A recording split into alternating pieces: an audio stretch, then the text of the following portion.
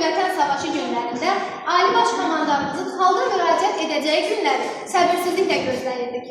Ali Baş Komandanımız hər dəfə televiziya vasitəsilə çıxış edərkən düşmən ölkənin baş nazirinə kinayə ilə hansı sualı verirdi?